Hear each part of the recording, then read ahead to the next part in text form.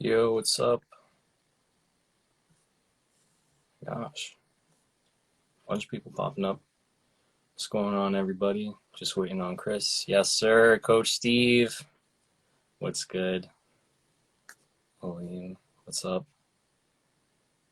Zachary Dominic. Yo, you need to get your IG back, bro. Zach, you need to get your IG back. I miss sending you memes. What's going on? Coach Steve. Dude, my legs are still fried. Oh, it says Chris joined. Yes, sir. Now let's see if he actually joins. How do I sent you the invite. Maybe I'll say you send me. Yeah, I just sent you the invite. I don't know why it's not working. I'll try it again.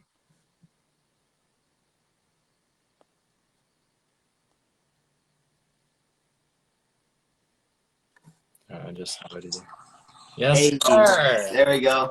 What's going on, dude? How you doing? Can you hear me all right? Yeah, can you hear me or no? Yeah, you're good. Nice. Nice. Dude, we already got almost 10 people.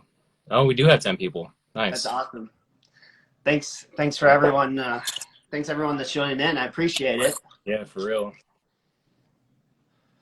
The goat himself. What's up, dude? Nah, man. Nah, it's all good. Nice. All right, I've never been live before, so this is all pretty interesting to me. I think I've gone live like once. Yeah, I did it like way back in the day, and I like filmed my whole workout, and then I was like, oh, nobody cares about this. So I deleted Yeah, it. I did the same thing. I was like deadlifting and I went live, and yeah, it was a flop. That's hilarious. But I appreciate you reaching out and letting me know about this and wanting to get my perspective. And I appreciate your perspective as well. So it's going to be a good talk for sure.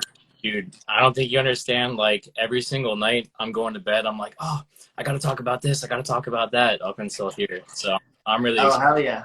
I'm ready. Come at me. Alrighty. I guess we could start off by you introducing yourself, and I guess like vice versa. So for me, your followers, and then you for my followers. So tell us about yourself. All right. Well, my name is Chris Khater. I'm originally Lebanese, but I moved to the U.S. when I was 13, 14.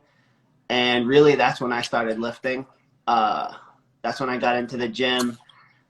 I got into the gym just because I was really insecure about how weak I was. I was like very weak, skinny, like a noodle. And I'm the youngest of four brothers. So they were already beating up on me, you know what I'm saying? And Yeah. I was kind of like, if my brothers can beat up on me like this, I don't want to be going out in public. Like, God forbid someone in public beats up on me. That would be embarrassing. So Right. I got in the gym initially to get strong. I never was in it for the looks part of it or like the aesthetics or anything like that. But I knew kind of like the basic stuff. Like you got to eat protein, you got to lift, work hard.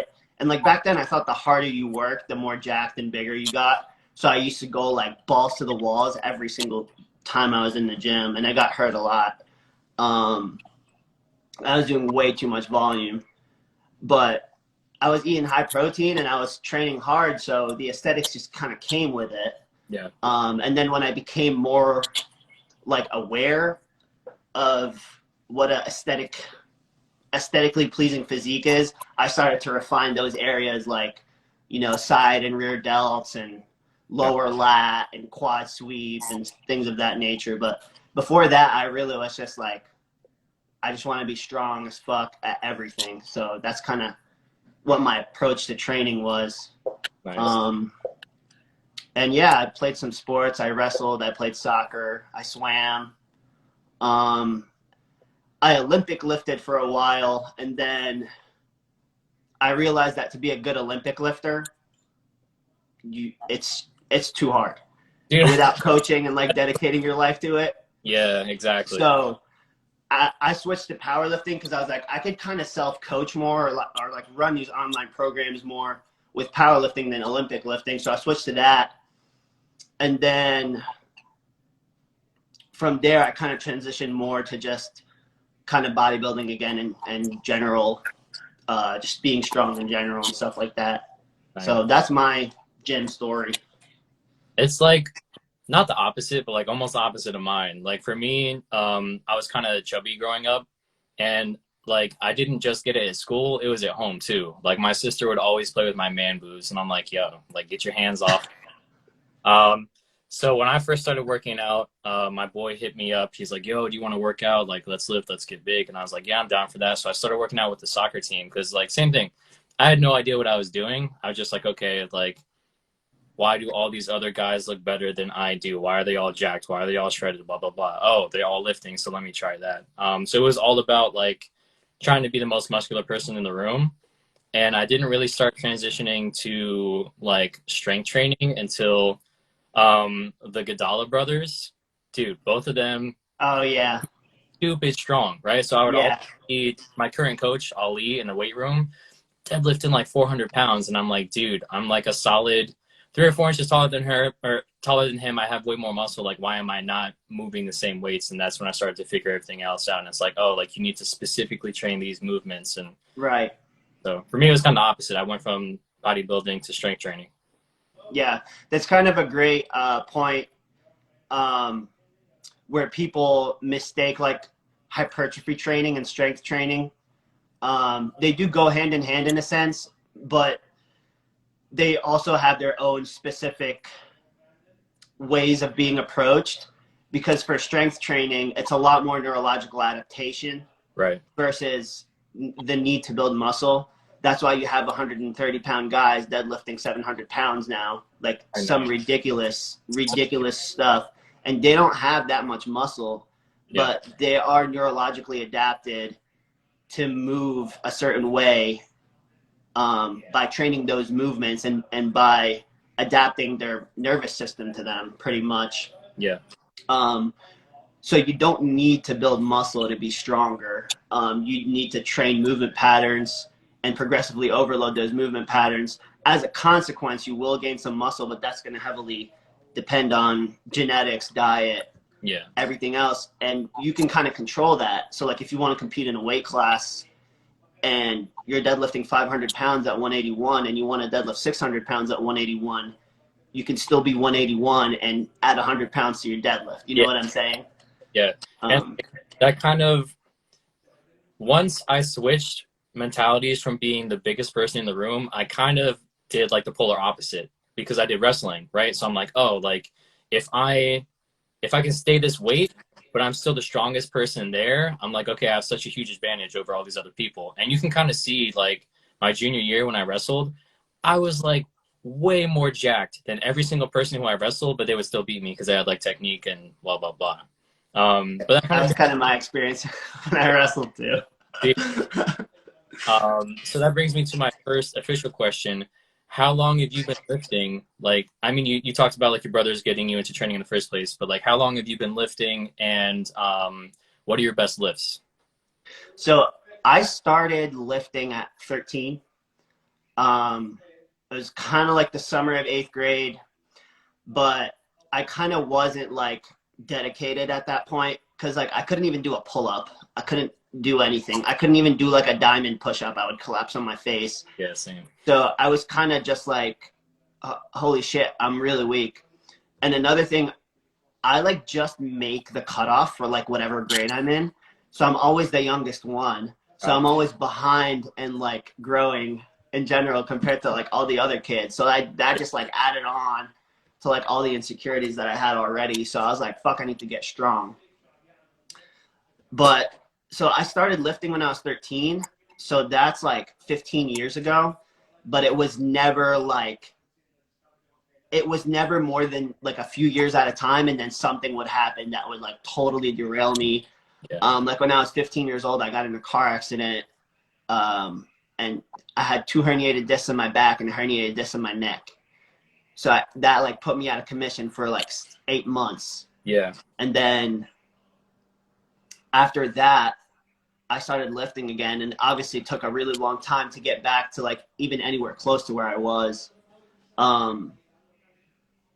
But yeah, pretty much like 15 years on and off. And my best lifts, I deadlifted 585, I squatted 525, and I benched 365. And those are all not natty. Gotcha. Okay. Um, Those are still Natural, solid I numbers. was 21 when I started being not natty.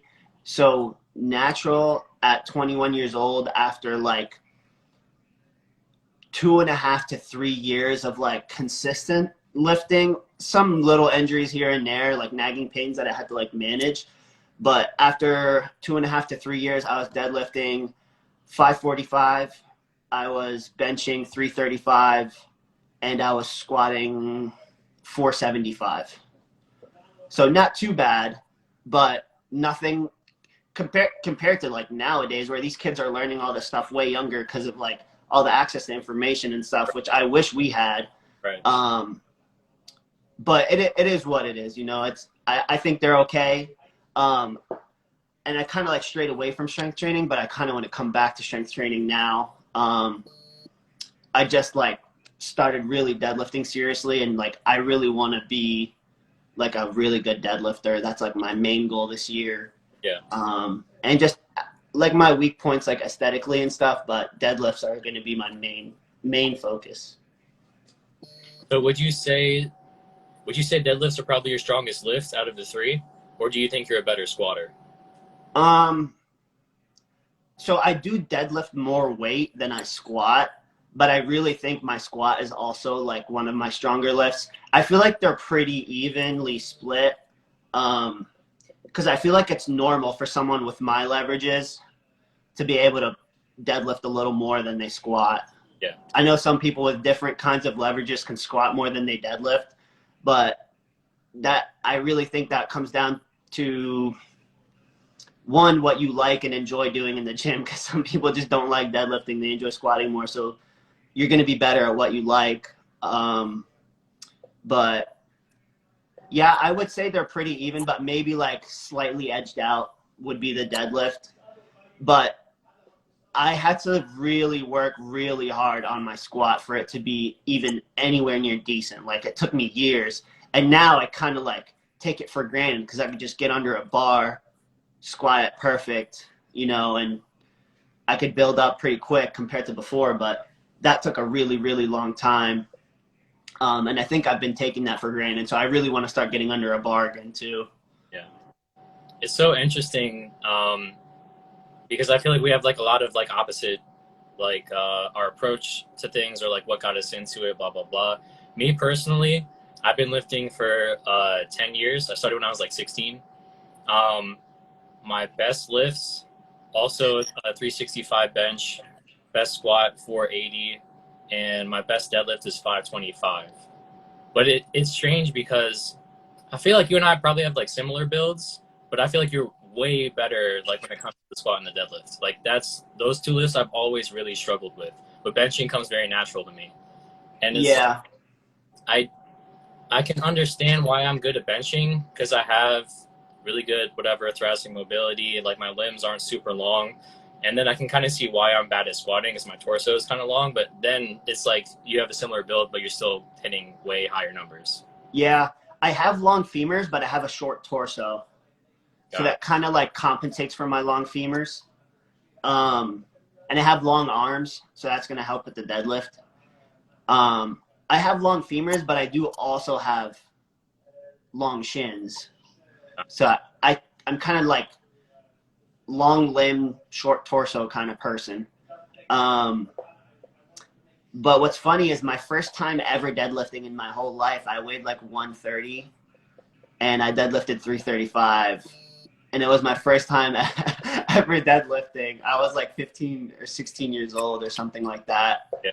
Um, it was like, and it was like after wrestling practice, and Krieger was like getting us all to deadlift, and everyone was kind of like, "What the hell just happened?" Like this dude wrestles at 130, and I kind of didn't even know, but I think that some people genetically are more genetically prone to be better at explosive movements, and I think deadlift is a very explosive movement. And it should be trained that way. So I just think I have a lot of fast twitch muscle fibers, because I was very good at sprinting. And when I played soccer, I was always the fastest or one of the fastest kids on the team that I played on. Yeah. But I think that's also a mindset thing, because I'm just like, nobody's fucking beating me in a foot race. Yeah. So, but really it's all about your mindset too. Because one time I was really struggling in the gym, and I was having a really bad deadlift session. And this is how I found out about resistance bands and like accommodating resistance. And ever since that session, I'm just like, holy crap, like resistance bands is where it's at. Yeah. Like, I was deadlifting and my deadlifts were moving really slow or whatever. And then my boy came and he had resistance bands, and he was like, have you ever tried deadlifting with resistance bands and like the weight? And I was like, no. And he was like, well, it forces you to move the weight faster, and it gets harder as you go up. So you can't get lazy at any point in the movement. So you're really driving up explosively, and you have to squeeze and hold at the top, because with just dead weight, you're just fighting gravity. With resistance bands, you actually have something actively pulling you back down. Even with chains, it's another form of accommodating resistance, right? But with chains, you're also just fighting gravity. With bands, you're fighting a force that's actively pulling you down. So you actively really have to be have like an opposing force. So I was, and dude, those bands were 100 pounds each. Yeah. So it wasn't like Yeah. my first time trying like banded deadlifts with like 30-pound bands, and I'm like, oh, this is cool. I really had to like rip that weight as hard as I could. And then he took the bands off and put the weight back on, and I picked the weight up like it was nothing. And I was like, oh my God, like it was all just like a mental block. And also, like I was speaking of earlier, neurological adaptations. Like my body knew I had to move this weight fast in order to get it up. So I swear by banded deadlifts. I haven't been doing them at all, but just because of the setup, like there's nowhere I could really conveniently like put bands around the bar, but I'm really going to try to like start figuring out how to do that, even if I gotta like be an asshole and grab some dumbbells and wrap bands around them or something. But because it's such a good movement, man. And even like banded bench, I used to band my squats too, just to develop speed, because speed is such a slept on like component when it comes to strength training, in my opinion, because the faster you move something, the more force you're exerting on it. So Right. you're going to get a lot stronger if you're faster. Yeah, the thing that I've noticed, I would say it all depends on your comfortability, right? But for me, like I love deadlifts. I've incorporated a lot of speed work with my clients, and it's good because not only does it teach them to accelerate through the lift and fight through when things get hard, but one of the things that you taught me was like how to incorporate a lot more volume. And then on top of that, it's teaching the person the movement and movement proficiency. And it's like they don't have to lift stupid heavy to get those, like you're saying, the neurological adaptations. Right. So some of my questions for you, because I have very limited experience with accommodating resistance, I pretty much learned it all from you, was what is your approach to some of this stuff? Because for me, I kind of like took some of the things that you showed me, kind of made it my own. So for example, like I incorporate speed bench or speed deads if I want the person to focus on their squat or their overhead press, so that way they're still getting that movement, but it's not so taxing on them. Right. And then I've been using pause squats with chains because I think it's especially for like a newer lifter, chains are going to be a little bit better because it's a little more forgiving than the bands are, especially when it comes to. So what is your approach when it comes to like how you set up your speed work or percentages that you use for speed work, and then also your approach when it comes to overloading stuff or like overreaching? You just cut off. Can you say something? Your volume's cut off. Okay, now I can hear you. Can you hear me now? Yeah, yeah. So for speed work, you really don't want to take those movements to failure, or even anywhere near failure. You can do banded work and have it be near failure, but that's not really optimal for like building form, because once the movement gets really hard at the top, your form's going to break down. Like once your deadlift, if you're locking it out and you're approaching failure with a band that's actively pulling you down, your form is more than likely going to break down.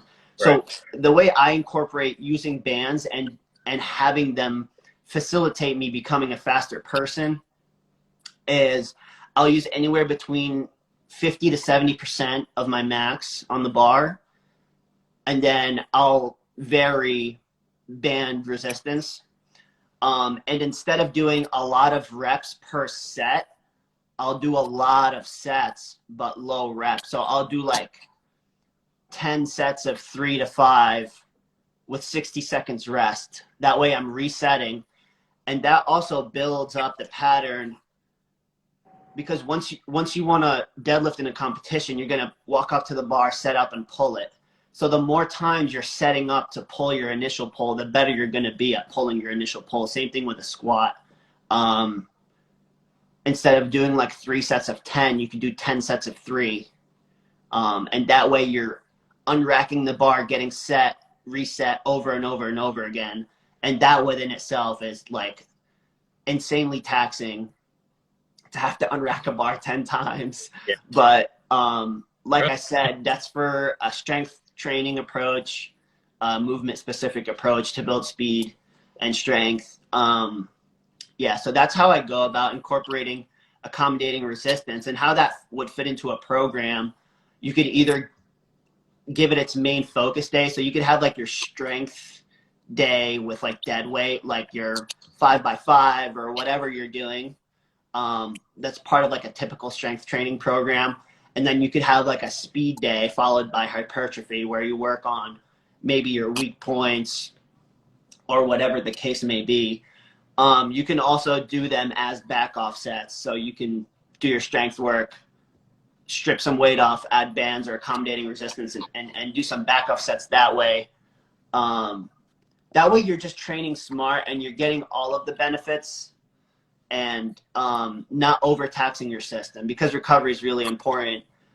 And that's something else I want to touch up on, is you want to do something that you can build on. So if you go in the gym and you go balls to the walls the first week of a program, you're going to come back next week and you might not do better than that. So you want to start at a point where you're guaranteed progressive overload. So instead of doing 4 sets of 8, you could do 2 sets of 8. And then the next week you'll do 3 sets of 8. And then the next week you'll do 4 sets of 8. And you just progressively overloaded for 3 weeks without getting to like an oh shit moment, like I can't move up from here. Yeah. Like I hit a plateau. So I think a conservative start is really good. And I think incorporating things like that allows you to be more conservative while gaining the benefits. Yeah, I definitely agree. A lot of my clients, I have them start out with like a 5x3, like you're saying, because you can be explosive, you can really get the work in, and then each week I am either adding a rep or changing the the amount of sets. So let's say like I get up to like a 6x6, instead of them having them do 6 sets of 7, I'll have them do a 7x6, because it's not quite as taxing, like to get that extra like hard rep, you know what I mean? Right. Well, so I think that's definitely super helpful when it comes to speed work, but what about when it comes to like the overloading process? So for example, like when I was training for the bench competition, I love the fact that you had me do AMRAP sets with heavy bands and then take the bands off and do the same weight, because then like you're saying, when you're doing the deadlifts, it feels so much lighter. Right. So what goes through your mind like when you're like, okay, I'm going to have you do this for this reason? That's literally the exact reason, man. Like it's pretty like the science behind it is a bit complex, but the objective itself is pretty simple. You're training harder than you would have to perform. Gotcha. So let's equate it to like a boxing match, right? There's 3-minute rounds or 2-minute rounds, whatever the minutes are. I'm more familiar with MMA. So there's like 5-minute rounds in MMA, right? So in your training, if you're used to doing a 7-minute round and not getting tired, when you go do a 5-minute round, when your real fight comes, it's going to be like, oh, I can go for 2 more minutes. You know what I mean? So make your training harder so that when you have to perform, it's easier. And that's my kind of thought process behind a lot of things when it comes to training. I make stuff harder on myself. And that way, once I do like a regular set, I'm like, holy shit, I got stronger because I've been doing 3-second negatives for the past 3 months, and now I'm not, and like weight is flying off my chest. Or like, oh, I've had bands around this weight for a couple months, and now I took the bands off and I can do 40 extra pounds. So that's really my approach to that aspect of training and overload. Gotcha. That makes so much sense. That's actually, for me, I've mostly, which is funny because the squat's my worst lift, but I've really understood how to overload the squat when it comes to either chain work or just in general. So for example, one trick that I use to kind of help with my clients, like confidence lift, is if they're supposed to hit, let's say it's like a triple or something like that, I'll have them load on a bunch of weight. Obviously like safely, of course, but load on a bunch of weight, just unrack it and hold it for 15, 30 seconds, re-rack, do the same thing 3 or 4 times. And then when we go down to their actual working weight, they're like, oh, this really isn't that bad. Same thing. Chinese do that. Yeah. The Chinese do that a lot. You can look up some Chinese weightlifting videos where they just unload absurd amounts of weight in the front rack position because they have to catch the clean there and jerk it. Right. So they unload like absurd amounts of weights in the front rack position, and they just stand up with it, and they kind of like pulse, like quarter pulse with it. Yeah. And then I'm sure like once you do like 200, 300 kilos with that, once you go lighter, you're going to be like, oh, I can front squat this or jerk this, no problem.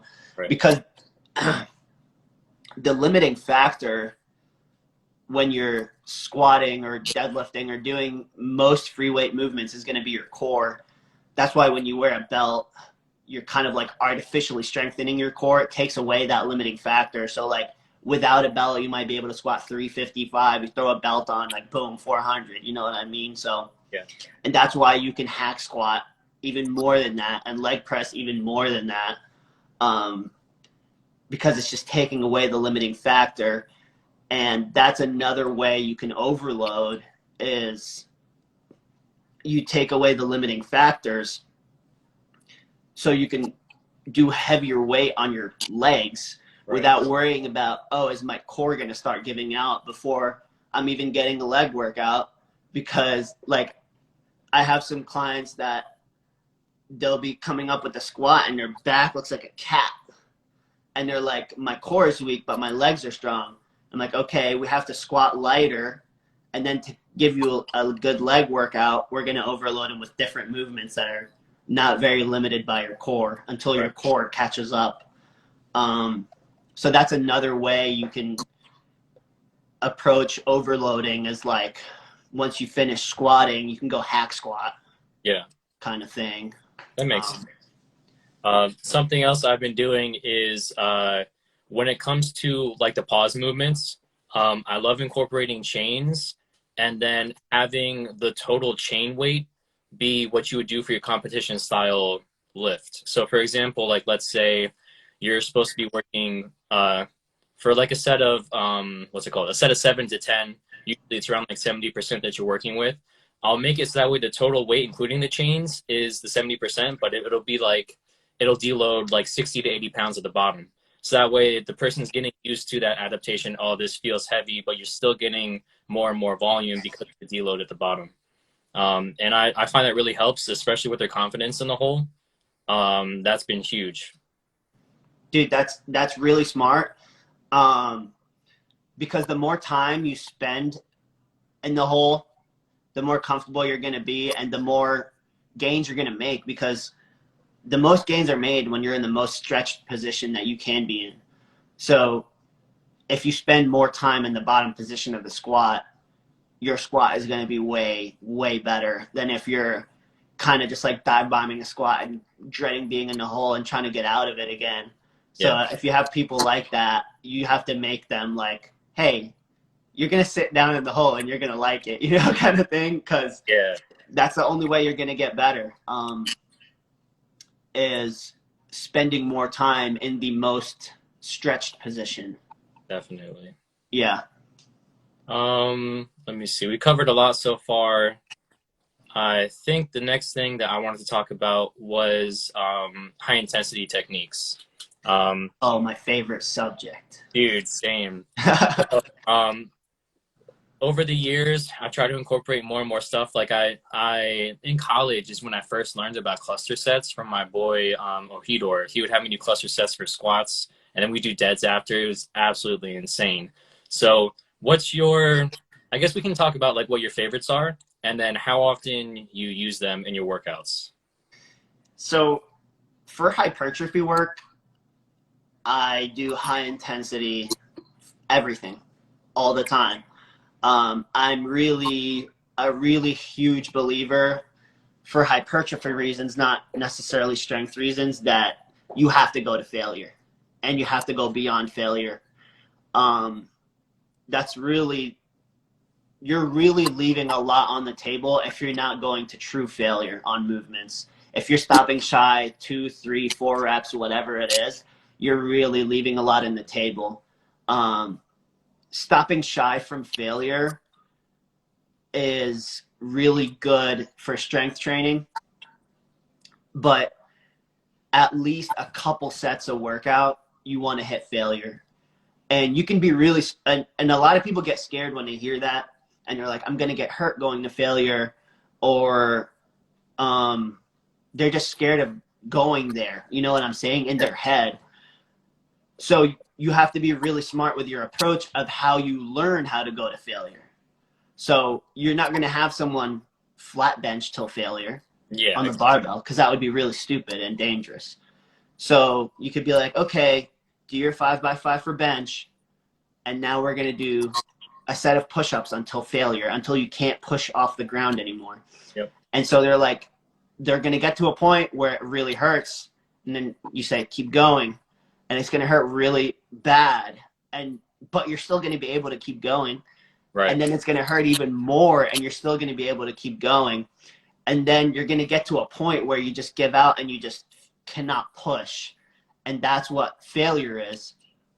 And that's really eye-opening experience for a lot of people, because I've worked with a lot of people who, I'll say, just to see where they're at, I'll say, give me a really hard set of 10.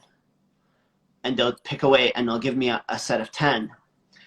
And I'm like, okay, now you're going to get the same weight and you're going to go to failure. And failure is like 16. Yeah, exactly. And I'm like, dude, you were 6 reps away from like an actual hard set. You Right. didn't do a hard set. Like what you just did was a really easy warm-up set, but you have these limitations in your mind making you think you're at like RPE 8, but you're really at RPE like 5. Yeah. And like the sensation of the pain when you approach failure, you really have to really be like, you have to really know what that feels like to really be able to gauge on yourself, like, oh, that was RPE 8, because you don't really know if it was RPE 8 or not. You know what I'm saying? Unless you have like tons of experience, you know exactly how it feels. But even on certain days, you walk in the gym and you say like you feel like total crap, and you end up hitting a PR. Yep. So that's why like sometimes I don't really like RPE and I go with percentage work. Mm. But at other times it really can be useful for like more experienced lifters. But yeah, coming back full circle to high intensity techniques, I'm a big believer of going to failure. Every workout should include at least 2 to 3 sets that are to failure. And it shouldn't be failure in a sense that your form is going to break down and you're going to be sloppy and look bad. Once your form breaks down, that's failure, kind of thing. Yeah. But I start people with movements like push-ups or pull-ups or whatever, because that's really hard for your form to like truly break down on those.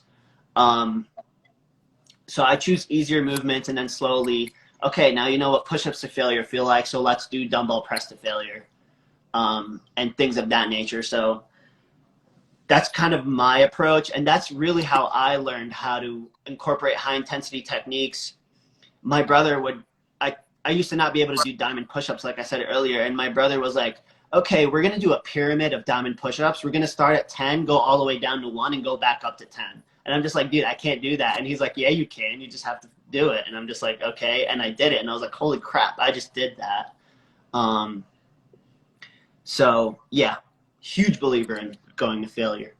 Nice. Yeah. So I was actually talking to my boy Ben about this the other day. He also does personal training. We were saying how, especially with dude, literally same exact story, right? He's like, okay, take this weight to failure, blah, blah, blah. Okay, how many more reps could you actually get? Like, how difficult did it feel? We're starting to gravitate more towards the reps and reserve approach because I think it kind of clicked. Someone said, it's like, okay, I think I could probably maybe get more reps. And it's like, okay, that's like an RP 8 to an 8.5. And then it kind of makes more sense. But speaking of training to failure, I kind of want to go back to my second question I have written for you was, how do you normally set up your training splits, right? So for me, I'm very like bodybuilding oriented because that's like what I grew up on.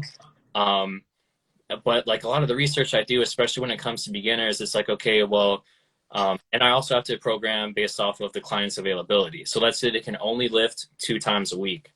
I fell in love with your legs and back and then chest, shoulders, and arm split because you can actually keep the intensity in there and you can actually hit the muscle hard. They say when you train a beginner that you should have them do 2 full body workouts for whatever each time so they can like hit the muscle more than once and like whatever. But for me, I'm like, okay, if you think about it in reality, you want to have a squat, a hinge, a lunge, push, pull, whatever. By the time you're done, actually making sure that you do everything, that's like 7 workouts. A person's going to be fried after squats. So Yeah.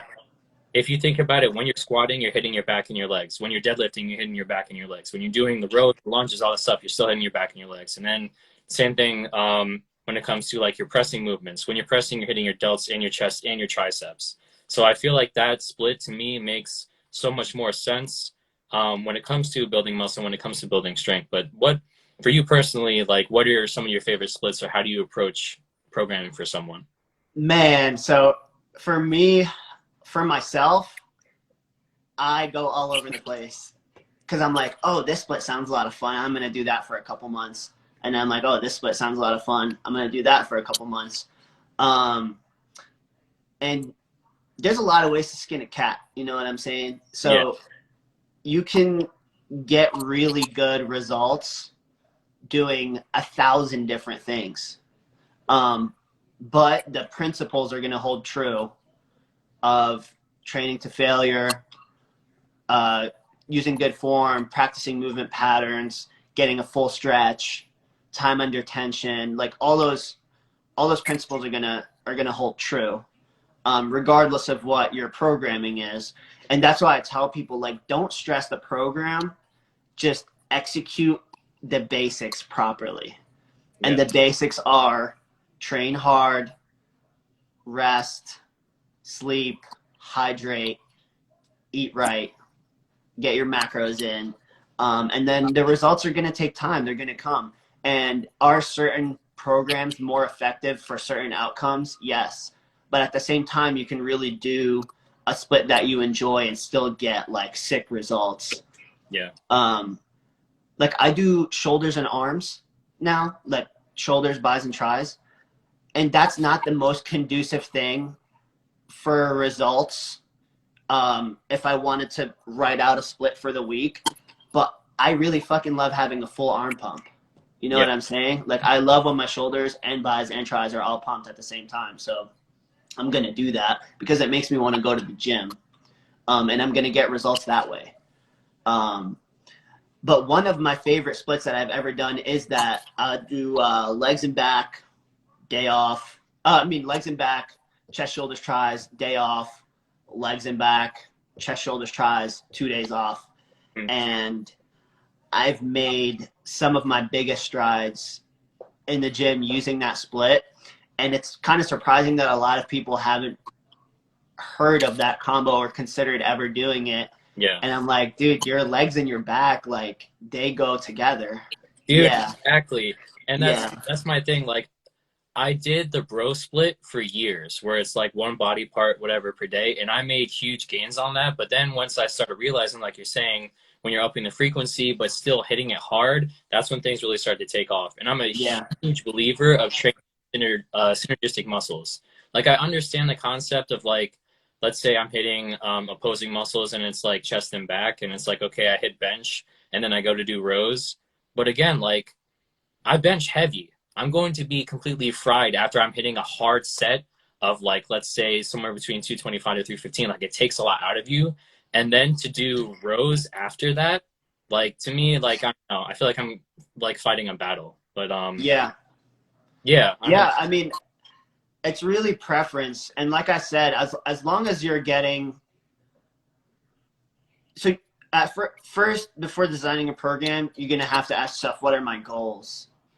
And then from there, you can see how to structure things and to see if you can add things in that you enjoy versus doing what you have to do to get the results that you really want.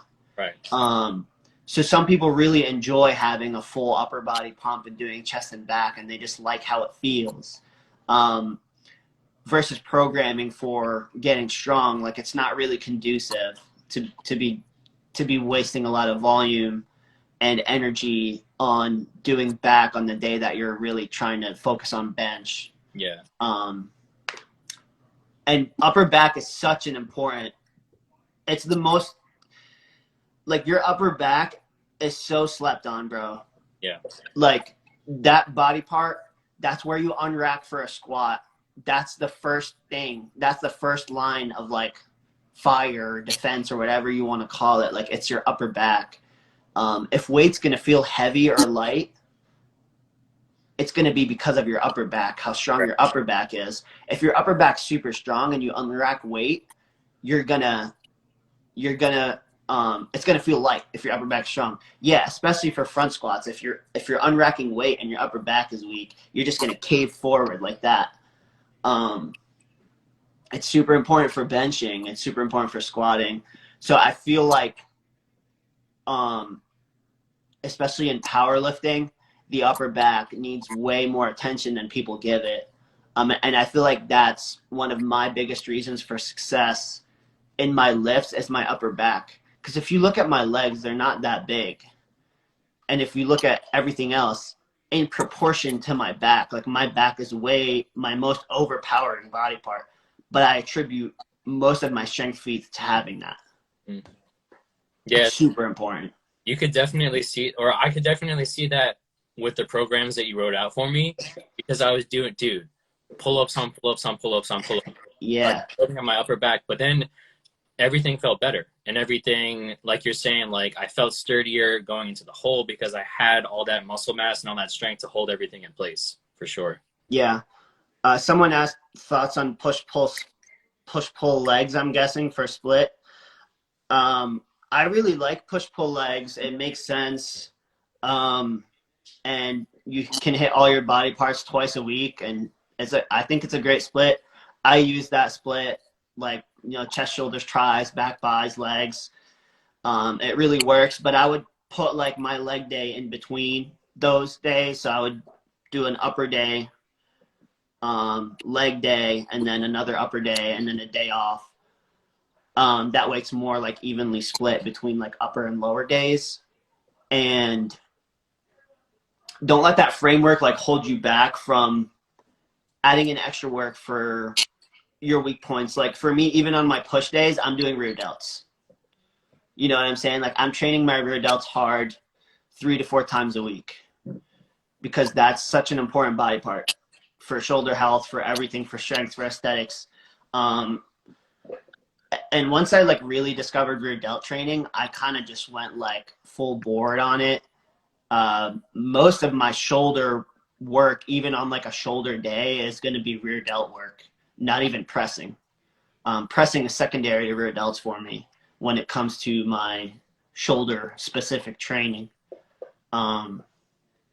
So don't let those splits kind of limit your scope of what exercises you can include on those days. It could be like a push focus day, but don't let that stop you from doing a couple pulling exercises.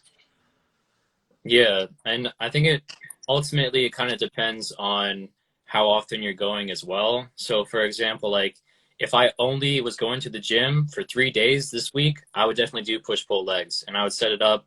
Um, I actually kind of like doing the order a little out of order because I like hitting my legs when I'm fresh, not later in the week because I feel like I can't hit them as hard. So I'll do legs and then a push day, and then my pull day will usually include deads. So technically you're hitting it twice, but like to me, like it makes more sense that way. Yeah. And for me, like if you're doing push pull legs twice a week, so if you're going to the gym 6 days a week, for me, that's really overkill. You don't really need to be in the gym 6 days a week. I think you would benefit more recovering an extra day. So a really good split I would do is pull, legs, push, off, legs and back, push, off. So that way you're still hitting all those body parts twice a week, but you're doing it in 5 days instead of 6. You're allowing yourself an extra day to recover. And that's really another huge aspect of how I got better and how I learned and how I grew like here and muscles, is I needed the discipline to like not go to the gym versus the discipline to actually go. I needed the discipline to like not go. So I would write myself these programs, and when it's on paper, I'm forced like to take a rest day, or else if I was just going by feels, I'd be like, I feel amazing. I'm going to the gym, and it's kind of like counterproductive at a certain point. Exactly. Even when I was going like 4 days a week, sometimes I made some of the best gains. I was taking 2 days off in a row, coming back super fresh, and just having amazing workouts. Yeah, and that's really like, that really made a huge difference because I think a lot of my gains were halted because I was like, I want to get better at deadlifts. I'm going to deadlift 4 times a week. You know what I'm saying? Yeah. Because I just didn't know back then. So it is what it is. Taylor is asking thoughts on overhead press to bench carryover. You want to take that one? You could start, and I could add on to it if you'd like. So for me personally, I am a die-hard advocate for overhead pressing for it to carry over into the bench. If you think about it, especially if you're just doing strict pressing, you're hammering your a little bit of upper chest and then the long head of your triceps. And literally that's your pressing muscles. The other thing that, yeah, for real, Chris is dropping super gems. I appreciate it. The other thing is I was able to build up to a 225 OHP, and it directly carried over to my bench press. I was able to get past 335 bench because I was overhead pressing so much. The reverse, in my opinion, isn't necessarily true. I think the reverse has like an opposite effect. Yeah. Like there would be times where I would be benching 3-4 times a week, and my overhead press was complete garbaggio. And that's why you see me overhead pressing so much now, because I want to get back to that 2-plate overhead press at a lighter body weight. So for me, I think the carryover is massive. Yeah, I think I 100% agree with everything you said. And to add on to that, to be able to get in the position that a standing barbell overhead press requires, it's gonna expose a lot of tightness. It's gonna expose a lot of weaknesses. If your back is arching back, for you to be able to get it up, or if you're too tight in your upper back and you're kind of hunching forward, So it's an overhead press is going to expose you Yeah. in a lot of ways, and you're going to be like, okay, I need to work on these things, and then those things that you work on to be able to overhead press properly are going to carry over to your bench tremendously. Because if you can get your back set in a better position for benching, it's going to just improve your bench by so much, because your back health has to be that good to be able to overhead press standing up. You know what I'm saying? So I think the carryover is pretty dramatic. Like Taylor and you said, I 100% agree. And I think that's also another movement that people kind of sleep on a lot, because I see a lot of people doing seated overhead pressing, and I'm like, you should really stand up sometimes. You don't have to all the time, but you should really stand up sometimes, or do like 1 or 2 mesos a year where you're doing standing overhead presses. And some people won't want to do it because it hurts or because they can't. And I'm just like, well, that should tell you something. Yeah. Like because you should be able to do that, especially if you're a young, healthy man. You don't have bad shoulders. You just have muscular tightness or imbalances that you need to work on. That's really it. And that's something else I learned from Kelly Starrett, who's a really amazing physical therapist. I used to have knee problems. My shoulder was so bad I couldn't even do push-ups. But I used to go on YouTube and watch Puros Dimas videos, and I'm like, I want to fucking lift like that guy, but I can't even overhead press or do a push-up right now because my shoulders are so bad. And then I kind of discovered, mobility and drills to do that. And I did a couple mobility drills for 2 days. And I went from not being able to overhead press to overhead pressing pain-free. And I was like, oh my God. That's dope. Like, that aspect is so important. And I'm still so lazy with that. Like, I've had to foam roll my rhomboids for the past year, and I just did it yesterday. So that's something I definitely need to work on. But yeah, my point is, doing movements that are really hard, that expose weaknesses, are super important. Yeah, and I think the overhead press doesn't only carry over to the bench press. It carries over to all your other lifts because you have to stabilize the weight so hard. So for example, for me, my strength is almost never sore unless I do overhead press. Once I overhead press, my whole serratus area sore for a couple of days if I haven't done it in a while. And that shows you how hard that you have to stabilize because the weight's above you and it's also out in front. And then when you're holding it up top, try not to shake. Yeah. Ball game. Yeah. No, I definitely agree. It's a super good, important movement, and I really need to start programming that more for myself and for clients. But yeah, man, what you got for me next? Let me see. Kind of want to skip over the next one. It's kind of talking about leanness. The one after that talks about the importance of food, hydration, and recovery for training. So one of the things we talk about for the high intensity techniques is including them, but not kind of overdoing it. So how important for you, and you kind of touched on it before, is recovery for training? Super important. I mean, recovery is so important, because that's when you actually grow. Once you're in the gym, you're breaking your muscles down, and once you're resting, you're giving your body a chance to actually repair the damage that you've done, and that's how you get bigger. So if I sleep 6 hours versus 8, I can really feel it the next day. Or if I sleep 5 hours versus 8, I can really feel it the next day. And I really try to get 8 hours of sleep every day. Sometimes I'll even get 9. But that's been a major game changer. I used to be someone who stays up late looking at screens, looking at the TV, looking at my phone, having a lot of trouble falling asleep. And I've kind of tried to get a lot better about that. And once I did, now I regularly sleep 8 hours every day. The difference it's made is so dramatic. I can't even explain how dramatic it is. You would just, if you're someone who gets bad sleep and you fix that, that's the only time you'll really know what I mean, because the difference is crazy.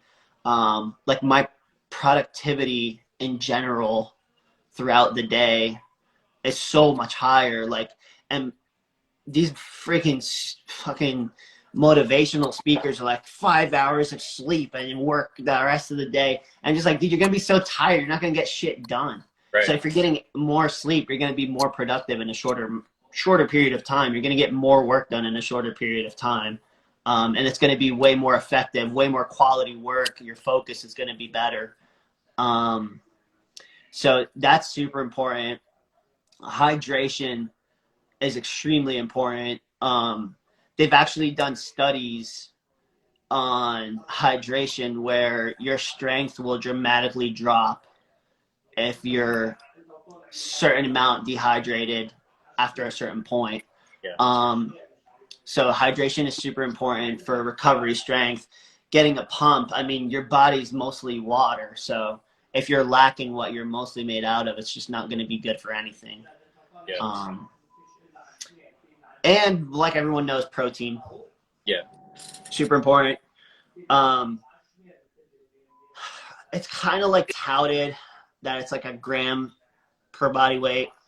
But I've always preached way more than that. Yeah. Like, you should be eating way more than a gram per body weight if your goal is to build muscle, and if your goal is to be a badass, and be jacked and be lean as hell while being strong as fuck. You need to eat more than a gram. Your macros need to account. More of your macros need to be protein in proportion to your other macronutrient groups. And a lot of people said that was bro science for a while, but now there's actually literature backing it up. So, and that's what I say also, like, bro science is like, what's bro science today is gonna be science in like a couple of years from now. Not everything, like, take what I just said with a grain of salt, but a lot of the bro science, or what people think is bro science, ends up being true because the people that come up with these concepts have like years of practical application. Yep. And they're like, yo, this works. And there's a reason behind that. And I know anecdotal evidence isn't really scientific, but that's the first form of evidence. Like, without anecdotal evidence, you wouldn't really apply the scientific method to anything. You know? So they've actually done some pretty promising studies where they took a group of people that ate 0.8 to 1 grams of protein per body weight with a certain amount of calories. And then they took another group of people and they ate 2 grams of protein per pound of body weight. And the extra protein was a surplus of calories. And they didn't gain weight. Yeah, that's fire. Yeah. So cool. Pretty crazy, right? Yeah. And there's a lot of reasons for that. And the big reason of that is a thermogenic effect of food. Right. Protein has a way higher thermogenic effect than carbs or fats. Carbs and fats are pretty easily absorbable. Your body doesn't have to like really work to digest them. Whereas protein, your body has to actually use energy to digest. So that could explain a big part of that. And another part of that is that protein being allocated for muscle protein synthesis because you're working out. So I think that literature is really, really exciting. And I think that's a major reason why some people say, I'm eating 3,000 calories, but I'm losing weight. And it's like, yeah, it's probably because most of it is coming from protein versus the other guy who's eating 3,000 calories, which are mostly coming from carbs or fats. They're not going to quite get the same body composition goals. Yeah. And so rewinding a little bit, because I know some people are going to hear hydration and think one thing versus the other. One of my clients was having strength plateaus, and I talked to him about like his sleep is fine, eating is fine, blah blah blah. But then he told me, I asked him about his hydration, and he's like, oh dude, don't worry, like I'm drinking most of my gallon during my workout. And I'm like, bro, it has to be all the other times. I'm like, dude, you have to have the water beforehand so it's in your system. Yeah. If you're drinking it during your workout, all you're doing is replenishing what you're losing. So if Yeah. anybody's in here is like thinking about hydration, like have your water before your workout. And Yeah. you'll feel so much better. Yeah, I really like since like when I wake up, I start drinking water all day in the gym. I'm drinking a lot of water. I do add salt and potassium to my water, either pre-workout or intra-workout. Just depends on how convenient I'm feeling that day or how much convenience I want that day. Sometimes I just put the full scoop in my pre and take it, and then I'll just chug water. Um, but I'll cut water out like 2 hours before bed, or else I'll just wake up like 20 times when I'm sleeping Yeah, and I'll have bad sleep. So I'll cut water out and kind of like try to pee it all out. And then that way I can get like really good sleep. And then once I wake up, I rehydrate right away. yeah, that's really good advice because it's so hard to get quality sleep when you have to wake up and pee every freaking 2 3 hours. It's awful. Yeah. And it's crazy because they've done some studies on that where people are waking up to pee or whatever. And if you're just being exposed to light, it's like going to just destroy your sleep quality.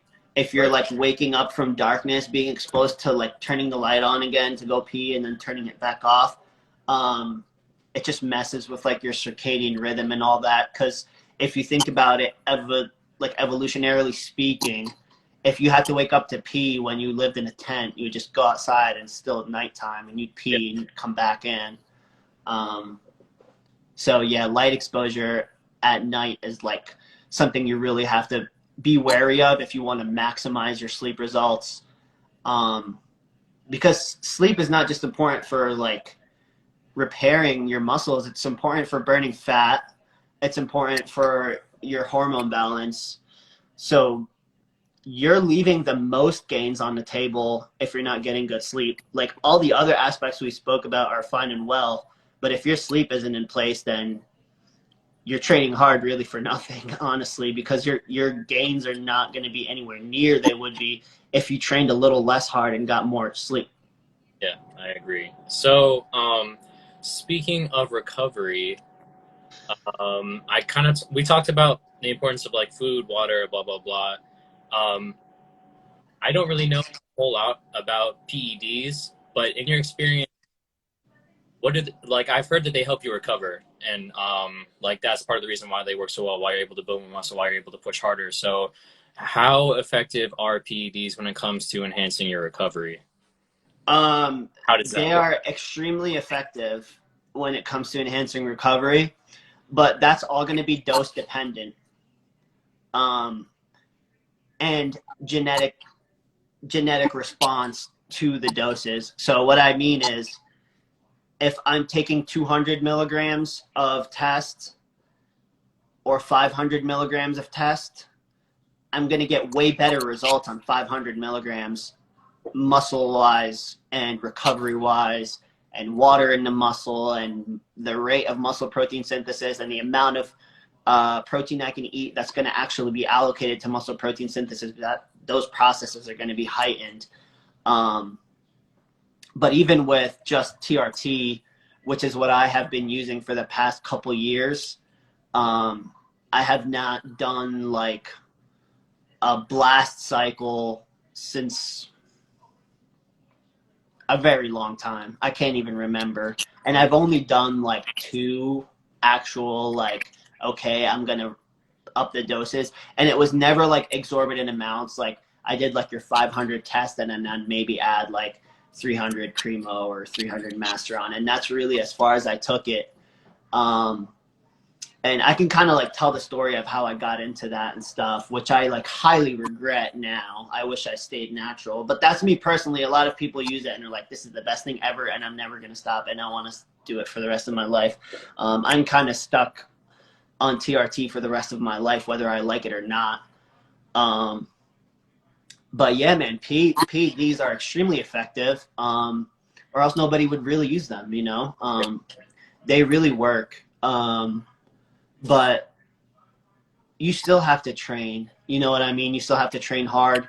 And like I said, it's dose dependent. For someone like me on HRT, yeah, I'm gonna edge out a natural person, but it's not gonna look like I'm on like trenbolone sandwiches. You know what I mean? Yeah.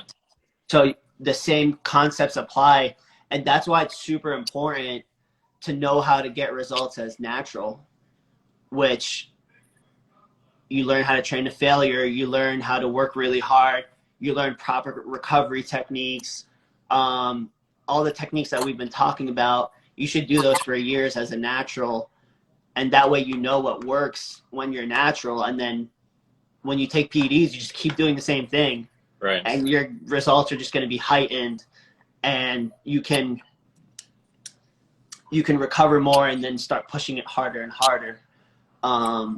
But when I was natural, man, I trained like a psychopath because that was just my mindset then. I trained harder when I was natural than I do now. And it's really funny to me because people will be like, oh, you can only train that hard because you're on TRT. And I'm just like, dude, this isn't even hard. I used to train way harder when I was natural. Because back then I thought the harder I worked, the bigger I got.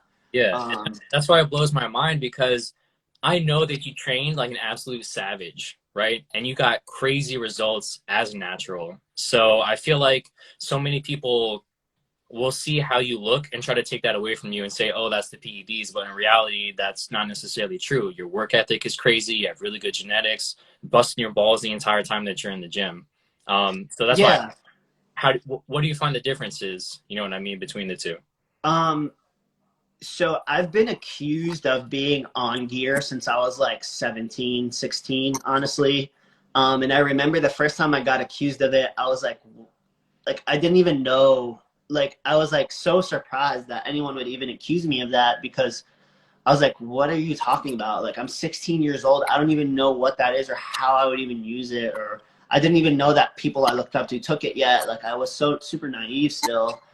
But I was actually benching in the weight room at Franklin High School, and these kids off the wrestling team are like, "Oh, our coach said you're on steroids," and I was like, "What?" And they were like, "Yeah, you can't get a chest like that without steroids." And I'm like, "You think I'm on steroids because of my chest?" Like, I was so confused.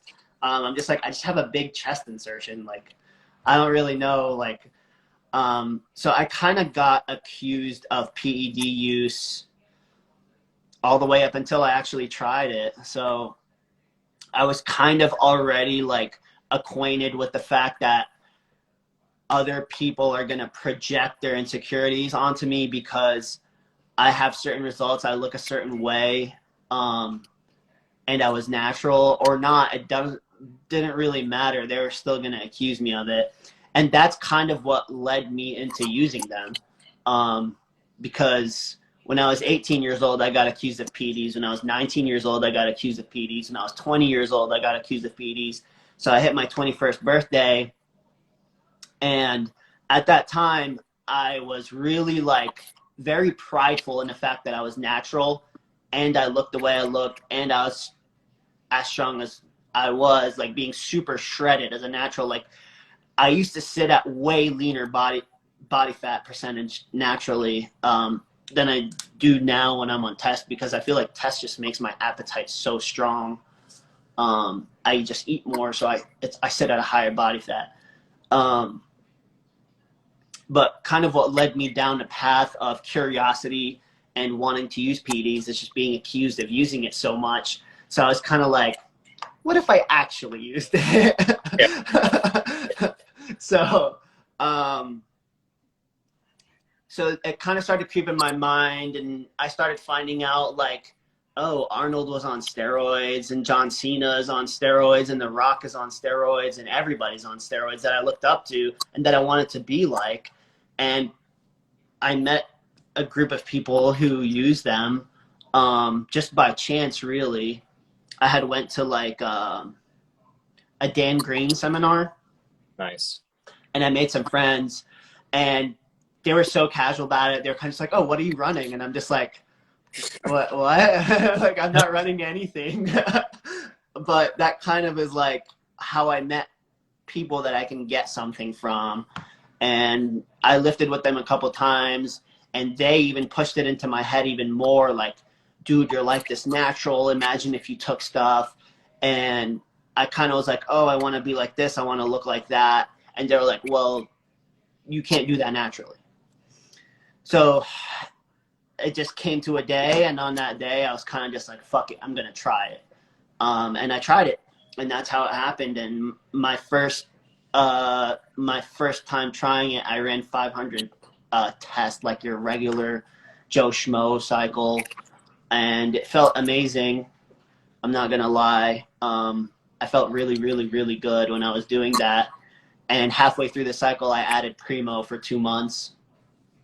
But then the problems came when I came off, you know? So I did everything right. However, you would do a PCT protocol. And Can you kind of talk about that a little bit, like for those that don't know what a PCT is?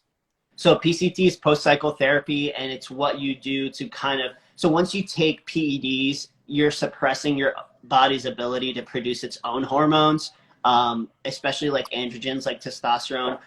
So once that function is shut down, it's one of those functions that's harder to bring back than others. Like if you get really bad sleep right now, you can kind of fix your sleep cycle and sleep again and kind of return to a sense of normalcy. But once you throw off your endocrine system, that's something that's like really hard to reset. And even with like, you know, diabetes, like once you get diabetes, it's really hard to not be diabetic again. That's also part of your endocrine system. So that system is very sensitive. And genetically speaking, it's more sensitive in certain people than others. And you're kind of playing Russian roulette when you use PEDs, because you could be one of the people that uses PEDs, comes off, returns to baseline, feels completely normal, nothing really changed. Or you could be someone who uses it once and then you're done. You're done for life. And that just happened to be me. So I got to a point where after my first cycle was 4 months long, and I was kind of just like, this lifestyle is super high maintenance. I have to inject myself. I have to worry about my estrogen being too high or too low, using like anti-estrogens.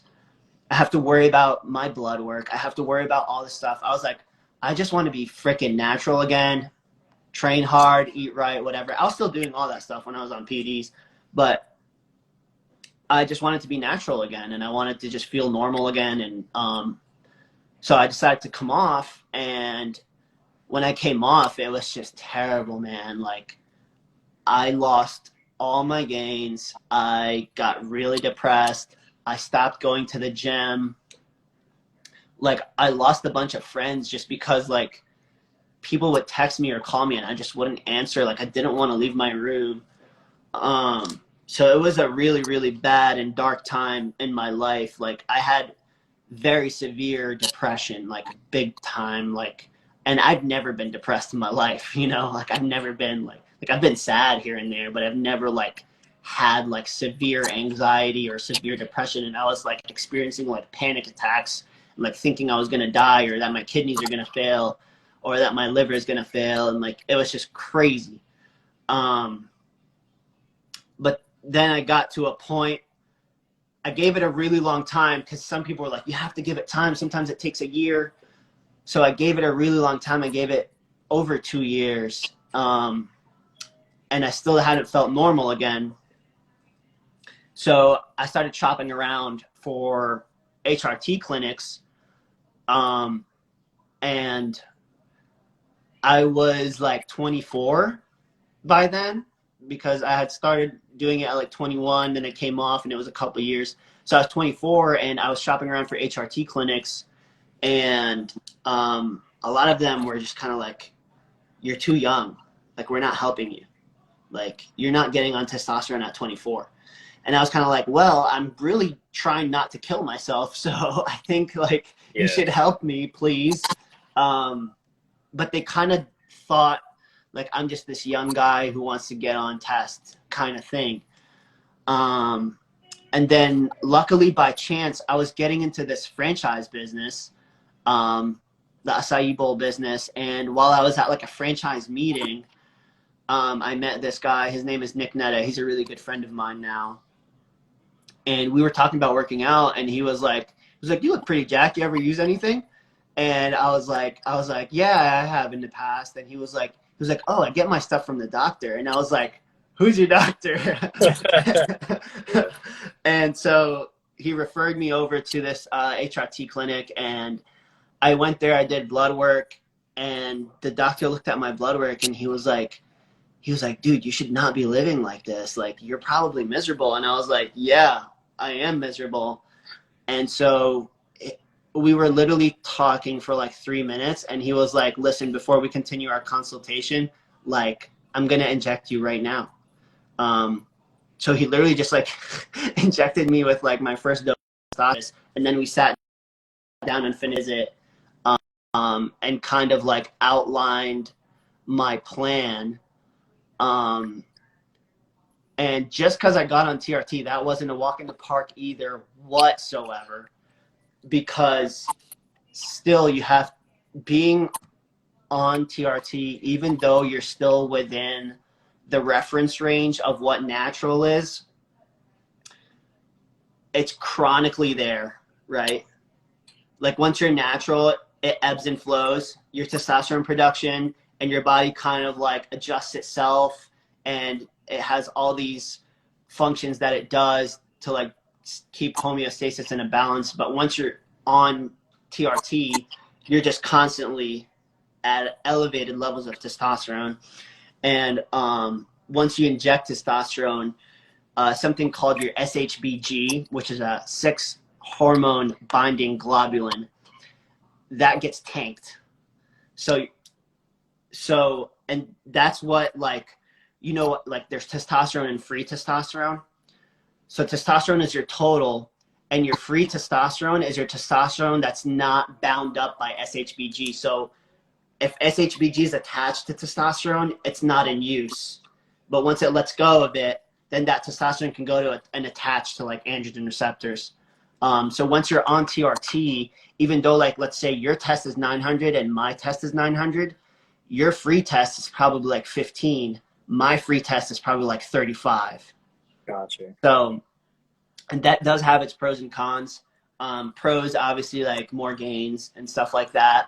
But cons, your estrogen is going to get elevated. So you have to manage that as well. And for some people, they don't feel different.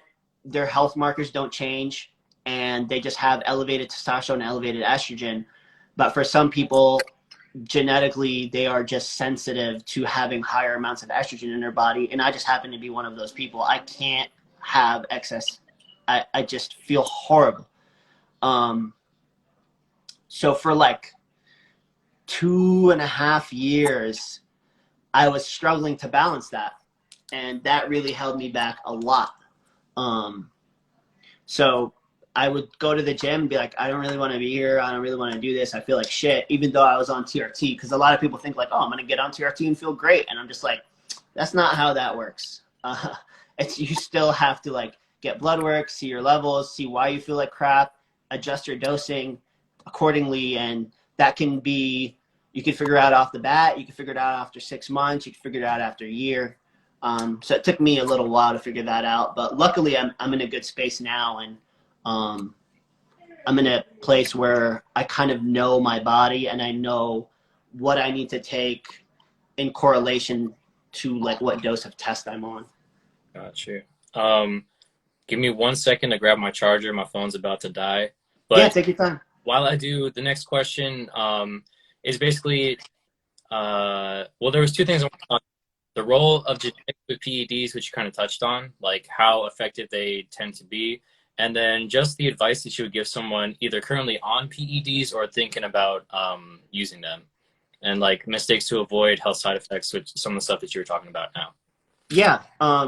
So just because someone is really gifted naturally, so you could be someone who's natural and you're really gifted and you have amazing results as a natural, that doesn't mean that you're going to get on PEDs and be amazing. And the inverse is also true. You could be someone who's natural, who doesn't get very good results and is not a very good natural lifter. and you get on PEDs and you respond super amazing to the PEDs. So there are some people who are hyper responders to these drugs, and those are the guys that you see in Olympia and professional bodybuilding. They respond really well to PED use, and that's why it's like 1 in a million kind of person to do that, because you have to have the work ethic, the diet, the muscle insertions, and the genetics to take PEDs. And for you to have all of that, the chances of that are so low. That's why people are like, holy shit, like an IFBB pro, or holy shit, he qualified for the Arnold. Because you really have to hit the lottery of genetics to do that, coupled with really hard work and dedication and all of that. So, like I said, if you see a lot of these guys before they got on PEDs, a lot of them are amazing naturals and they respond well to PEDs, but you have some people who are amazing naturally and they'll take PEDs and they'll respond like horrible, and like it won't really make a big difference for them. And you could see these guys who are just like not very good naturals and they get on PEDs and they morph. It's because they respond really well to the drug, and they could probably tolerate higher doses without getting side effects and things of that nature. Like I know people who can tolerate 1.5 grams of test, and I know other people who can barely tolerate like 300. So obviously the guy that can take 1.5 grams while it's tolerable is going to go way further. Yeah. But that's not to mean that they're not getting side effects. They're just not like feeling the side effects. They can handle it. But you're probably still destroying your health if you're abusing it. So I became like, ever since I like had that like scare of I got really depressed and I didn't go to the gym or whatever, like my goal from there was I want to feel good and I want to be healthy, because it's really scary once you get blood work done and it comes back and stuff is just all over the place. And doctors are like, why the fuck does that look like that? You know, so my goal was I want to be healthy and feel good. So that's why I do not do any more higher doses. I just stick to my TRT and try to feel the best I can on that. And I still look like I'm not natural, so that's amazing. So I really appreciate you sharing all that and being very honest with it. I feel like it's very taboo for people to talk about their PED use, and to have someone who's experienced it and share all this stuff with the public is huge. So definitely a huge thank you for that. yeah, man, I appreciate that. And like the reason I share it is really not, it doesn't matter if I'm comfortable sharing it or not, but I feel like I have a duty to share my experiences, because if you're a 21 or 22 or 23-year-old right now and you're considering using it, like the more knowledge you have of other people's experiences, like the more equipped you're going to be to make an educated decision. And I have nothing against people who stay natural. I have nothing against people who want to use. I just want people to be equipped with the knowledge to make their own decisions. And obviously like be as safe as they possibly can, because if someone wants to use this stuff, like you're not going to stop them from using it, you know? Yeah. So once people have information and they're equipped with it, it's a good thing. And I feel like with what I've been through and the amount of knowledge I've accrued over the years of using stuff and trying to figure out my hormones, and the amount of research it drove me to do, and the amount of literature I've read pertaining to the subjects, I feel like I have a duty to just share what I know and my experiences and my perspective. And someone could say, F you, I don't agree. And someone else could say, thanks for sharing. But either way, if my message didn't stick with that person that said F you today, it might stick with them later. You know what I'm saying? They might come back to it like a year later and they'd be like, that guy did say that. Right. You know what I mean? That's happened to me with my dad a lot. I'm like, oh, my dad told this to me like 3 years ago. It's coming full circle now. I should have took his advice. But yeah, you got to tell people what they need to hear, not what they want to hear. And people are going to judge you anyway. a really good example is my dad like donates to the church a lot, and some people thank him for donating, and other people are like, "Oh, he's just showing that he wants to donate and has money," and it's just like you never win. So Yeah, exactly. just do you, be you, um, share the information that you have, because I feel like we all have a duty to share knowledge with each other and pay it forward, because we've had people that guided us, so now it's our turn to like guide other people, and if they don't want to take our guidance, that's their decision or not, but I feel like we still have a duty to like at least share our experiences in an honest way, regardless of what like mainstream taboo is or not. Yeah, definitely. Yeah, it's so interesting. Like you're talking about, because I've seen that a lot over the years. Everybody wants to have all these secrets, or like they think that they know more than the other person, and they want you to either pay an arm and a leg to get that service, or they want to keep it all secret. And it's like I'm starting to become of the mind where it's like you just want to help people out, like you're saying. So I feel you on that. Yeah, man, and honestly, look at the most successful people in our space. What are they doing every single day? They're just giving away free information every day. Like Lane Norton, every day he's giving away free information. Um, there's a ton of examples like Mike Israetel, free information every day. Yeah, A lot of people in our space that are hyper successful and make hundreds of thousands of dollars a month, they started by giving away free information, and that's going to build trust with your audience. So you might look at it as, oh, I'm giving all this stuff away for free, and these are my secrets and my knowledge and blah, blah, blah, blah, blah. But in the long term, you're really building trust, and you're building your tribe. And you're by putting out there who you are, you're going to attract the people that are going to want to be your audience, versus giving a fuck about the haters or giving a fuck about the people who are going to judge you. Like, fuck those people. You're doing it for like that 10% of people that are going to be engaged with you, that are going to want to work with you, that are going to want to support your business one day when you do start a business or do start a service or whatever. And if they don't like support it directly, they'll share it because they love you, because you've been so open and sharing. So I feel like it's a win-win for both sides to be that way, and just to be honest. definitely. So speaking of, what is your personal fitness and business goals for 2022? Man, I just want to, just keep grinding every day. Um, I wanna I want to deadlift in the 600s this year for sure, because I feel like I really should be doing that. Like, um, I want to squat in the 500s again. I used to do that like regularly when I walk in the gym every week, and now it's kind of like it has to be like an occasion for me to like want to go up there. So I just want to make it. I want to normalize Chris Khater lifting heavy shit again. Yeah, So that's one of my main goals, and I have a lot going on in my life right now. So I just want to be doing enough to pay the bills, and I want to build up the social media presence a little bit more, and just really try to be myself more on here, because I feel like I filter myself a lot, especially if I'm just posting a picture and writing under it.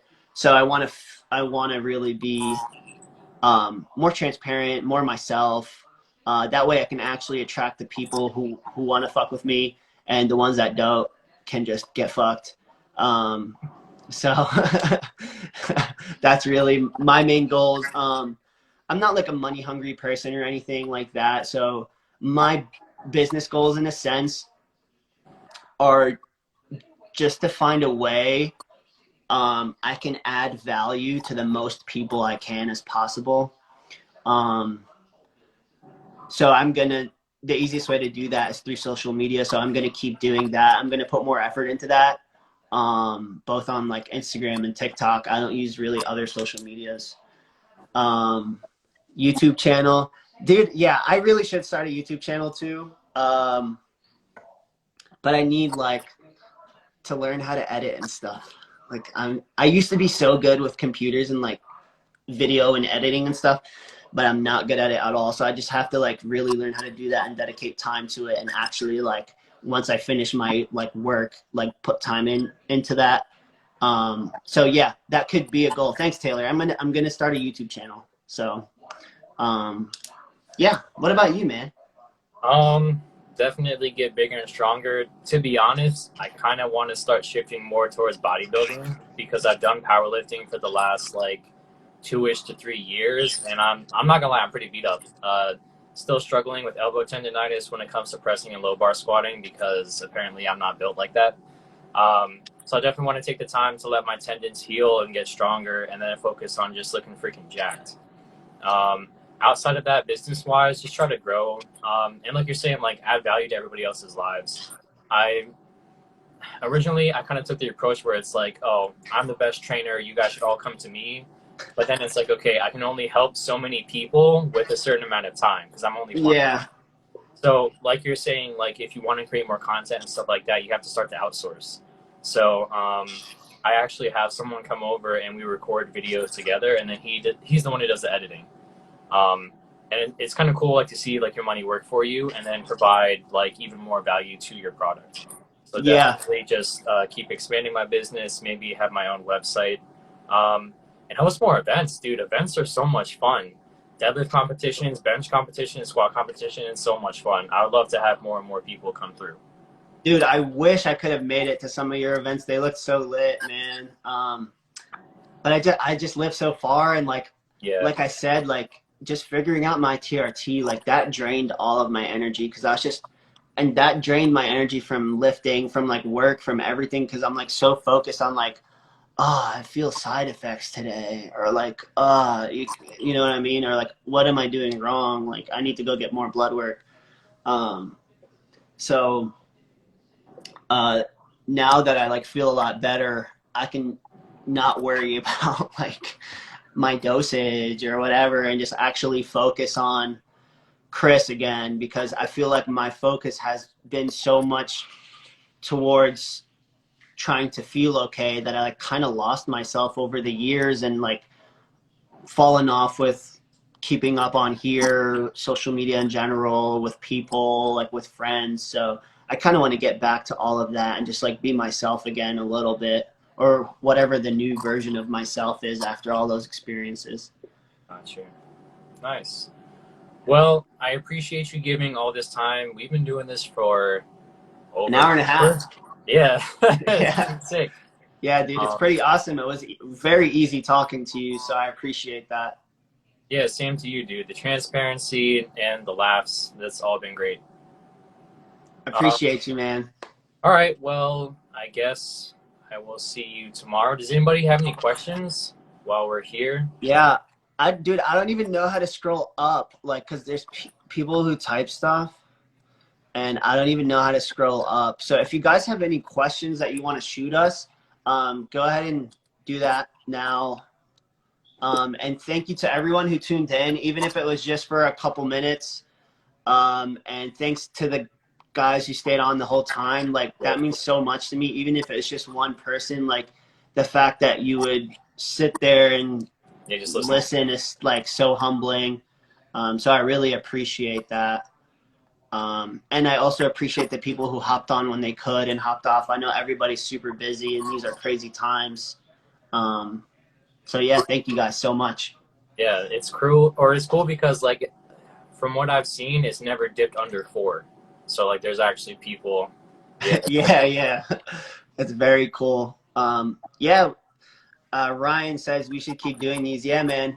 I'm definitely down to do these again. And we could even get more people on or whatever. I'm down. Cool. Cool. Alrighty, sir. I'm gonna go check on my fiance, see how she's doing. I'm sure you'll All probably do right. the same. And I guess I will see you tomorrow for training. All right, man. Good talk. Thanks everyone again. Thank you, Alex. I'll see you tomorrow, man. All right, see you, Chris. Later.